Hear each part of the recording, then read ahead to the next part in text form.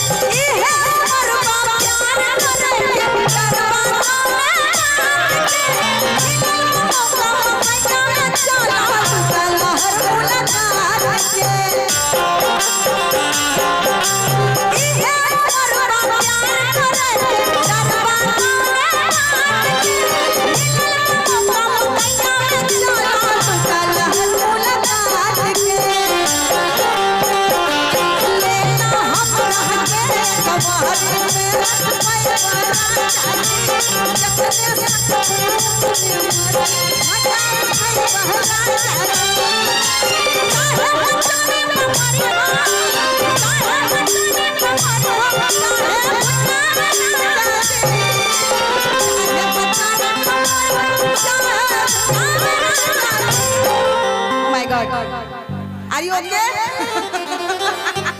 पूरी तरह से पावर में है ना? हाँ। आइए, मुझे बहुत डर लग रहा है कि कहीं अम्मा अच्छा लग रहा है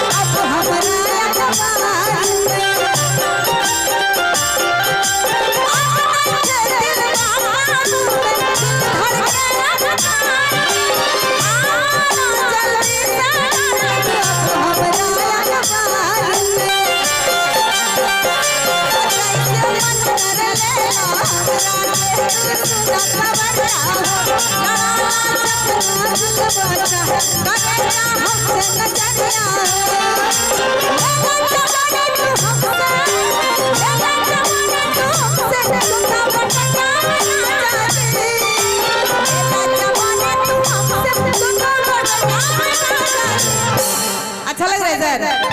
जियो मेरे शेर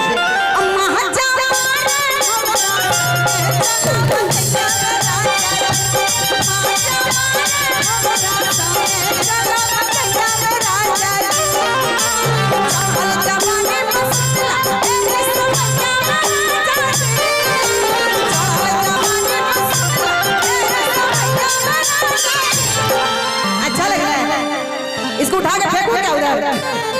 हल्की फुल्की है, एक आग उठा के फेंक दूंगी। फेंको क्या उधर? कैच करने के लिए तैयार रहिए।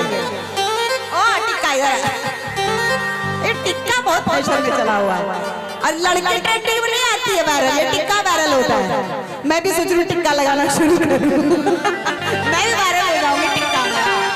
अम्मा